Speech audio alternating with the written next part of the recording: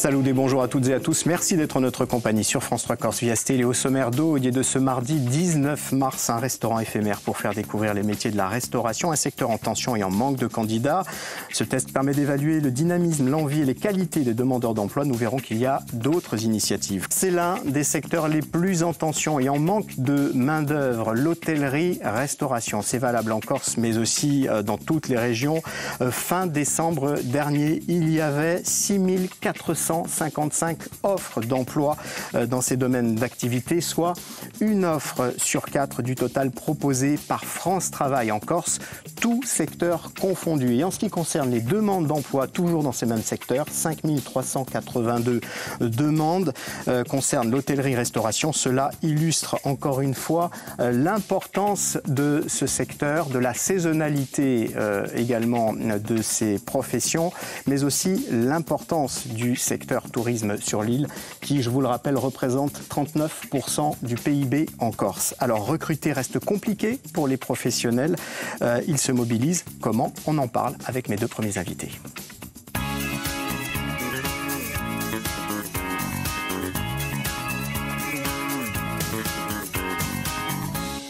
Et à l'occasion de la semaine des métiers du tourisme, je reçois Sandra Serpaggi. Bonjour. Bonjour. Vous êtes chargée de l'offre de services entreprises à France Travail. Et face à moi, Benoît Chaudron. Bonjour. Bonjour. Vous êtes directeur de plusieurs établissements hôteliers, centres de vacances dans la région ajaxienne. Et vous êtes aussi vice-président de l'UMI Corse, l'Union des métiers et de l'industrie touristique. Benoît Chaudron, comment se prépare cette saison 2024 ? Alors, elle se prépare, elle arrive très rapidement. On va attaquer d'ici une petite quinzaine. Donc, toujours les mêmes difficultés, les problèmes de prix, les problèmes de concurrence, les problèmes, bien sûr, de concurrence déloyale avec Airbnb. Mais là, à l'heure actuelle, tout est concentré sur les rentrées du personnel, les premières arrivées, et puis trouver tout ce personnel dont on a besoin pour la saison. À quelques semaines de l'ouverture, de la réouverture ou de la montée progressive vers cette saison touristique, est-ce que tout le monde a déjà ces brigades qui sont mises en place? Alors les brigades ont beaucoup de difficultés pour les brigades, notamment ceux qui ne peuvent pas les loger. Donc là c'est très très compliqué, donc on cherche des solutions annexes avec des logements saisonniers ou d'autres types de logements. Et puis, on a aussi des difficultés parce que tout simplement, le marché de l'emploi est quand même assez tendu, donc forcément, on a moins de propositions.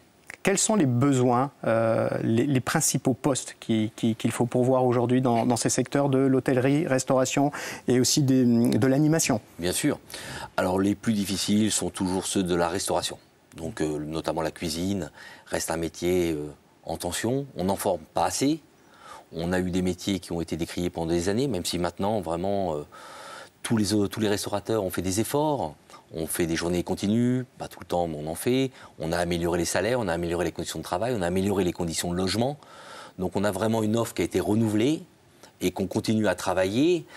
Le but est vraiment de permettre aux gens d'avoir des conditions qui sont plus proches d'autres conditions salariales. Même si, effectivement, on travaille quand les autres sont en congé. Sandra Serpaggi, comment faire justement pour attirer les jeunes et les moins jeunes vers ces emplois? On propose des immersions dans l'entreprise, donc à travers notamment le recrutement innovant et le restaurant éphémère, des formations adaptées principalement, des publications de ces entreprises via nos réseaux sociaux, et puis... La dernière partie qui ne me revient plus serait... On va voir dans un instant les différentes possibilités. Vous avez parlé des restaurants éphémères. En quoi ça consiste et comment ça fonctionne, puisque je crois que les premières expériences ont été menées cette année en Corse? Oui, on a démarré avec Ajaccio, notamment Campo dell'Oro. La semaine dernière à Île-Rousse.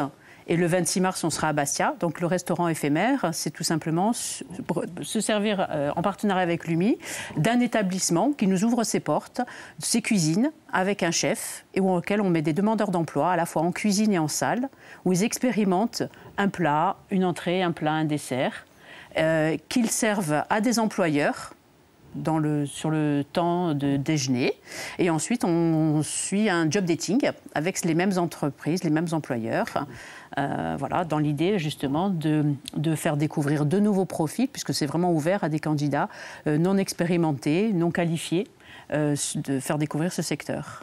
Ça signifie qu'on n'est pas forcément formé en cuisine, au service ou sur d'autres postes. Comment ça s'est passé? Alors ça s'est très bien passé, ça a été très agréable, un bon moment de découverte avec des personnes plus en difficulté, mais avec d'autres qui sont déjà recrutées. Donc certaines ont franchi le pas. Donc l'après-midi même, elles avaient un emploi parce qu'il y avait un savoir-être, il y avait un petit savoir-faire.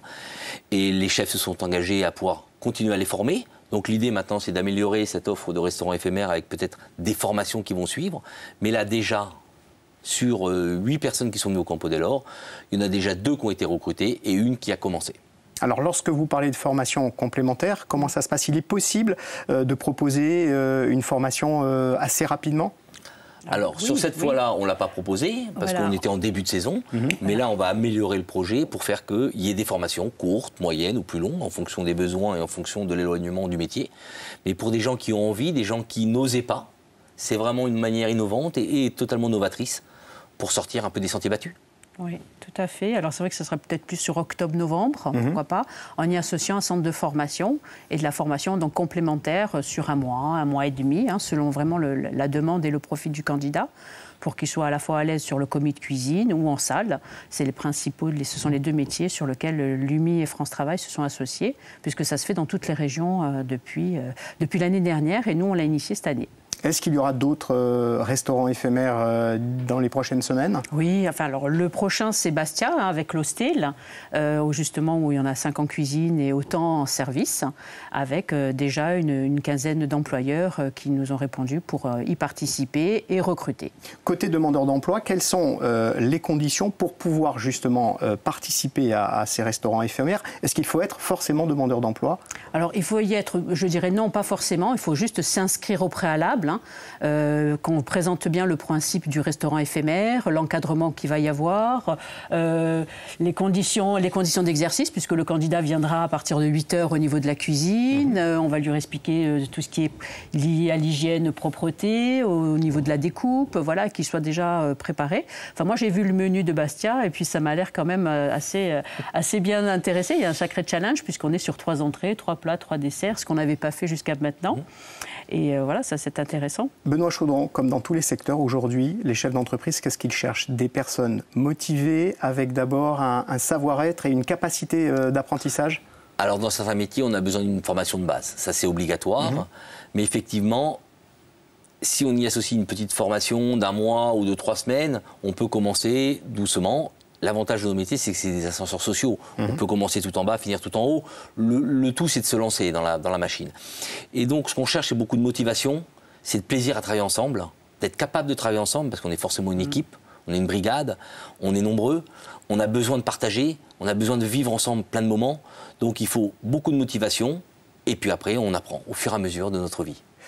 Vous avez parlé tout à l'heure des difficultés pour les chefs d'entreprise qui sont obligés de prendre en compte aussi, par exemple, le logement. Ça met encore en lumière la forte saisonnalité en fait, de cette activité. Quelles sont les solutions aujourd'hui que vous espérez, que vous pouvez, vous, chef d'entreprise, mettre en place? Les conditions de logement sont devenues beaucoup plus difficiles depuis qu'on a cette concurrence déloyale de Airbnb. Parce que forcément, il vaut mieux louer en Airbnb que de louer à l'année, à des chefs d'entreprise qui prendraient, à des saisonniers, etc. Donc l'idée, elle est vraiment de trouver des solutions pour tout un chacun pour être dans des meilleures conditions pour l'employé, mais que l'employeur puisse subvenir, je dirais, à tous ses coûts annexes, le transport, le logement et la nourriture. C'est des coûts supplémentaires, donc ça nous fait des frais qui sont importants. Donc il faut vraiment qu'on arrive à pérenniser. C'est pour ça que, par exemple, on prend le Mar et la Vive, on a 60 à 70% des cuisines qui reviennent. On a créé des logements dans des bonnes conditions, une nourriture dans des bonnes conditions et des horaires qui sont adaptés et qui sont corrects. En ce qui concerne les salaires, vous en avez parlé tout à l'heure, il y a eu des revalorisations. De quel ordre? Et quand on rentre dans ces métiers, c'est quoi la base? C'est le SMIC? Bien sûr. Alors la base, nous on est sur une base de 39 heures. L'hôtellerie est restée dans une base de 39 heures. Donc nous, on est au-dessus du SMIC toujours et on y rajoute les avantages, logement, nourriture, etc. Donc on va dire au plus bas de l'échelle, c'est 1 600 € net. Sandra Serpage, quelles sont les autres initiatives? Là, c'est le restaurant éphémère. Il y aura de l'immersion dans d'autres secteurs d'ailleurs liés au tourisme, pas forcément directement l'hôtellerie et la restauration. Oui, alors on organise les stades vers l'emploi. Par rapport à cette semaine, des rendez-vous, toujours des forums emploi. Donc là, pour Priane, jeudi 21, il y a un recrutement de forum emploi sur lequel les employeurs et tous les candidats du Valink peuvent se présenter.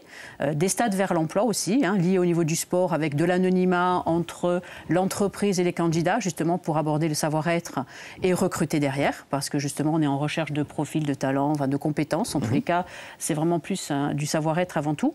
Et après, l'employeur se charge d'intégrer, de former ce potentiel.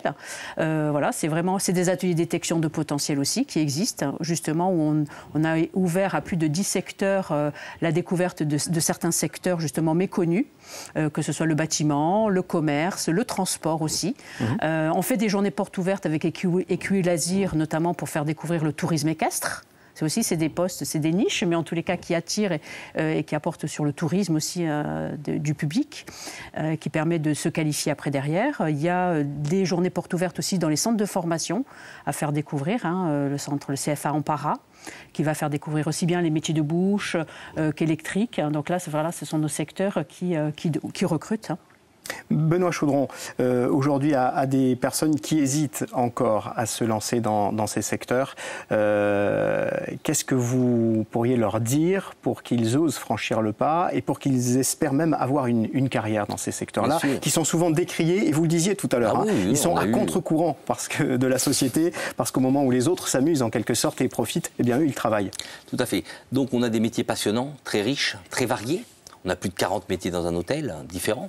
On a vraiment de tout, comme on disait, ça peut être de l'électricien, cuisinier, pâtissier, sommelier, mais réceptionniste, jour, nuit, on a tous les horaires qui sont possibles. On a des progressions de carrière qui sont extraordinaires, on peut commencer tout en bas et finir tout en haut. On peut avoir aussi des possibilités de voyager, toutes plus belles les unes que les autres, on a des belles destinations, et souvent les hôtels, notamment moi qui dirige les hôtels clubs, on est toujours dans des endroits paradisiaques. Merci beaucoup à tous les deux d'avoir participé à cette émission. On le rappelle, les métiers du tourisme, c'est toute la semaine.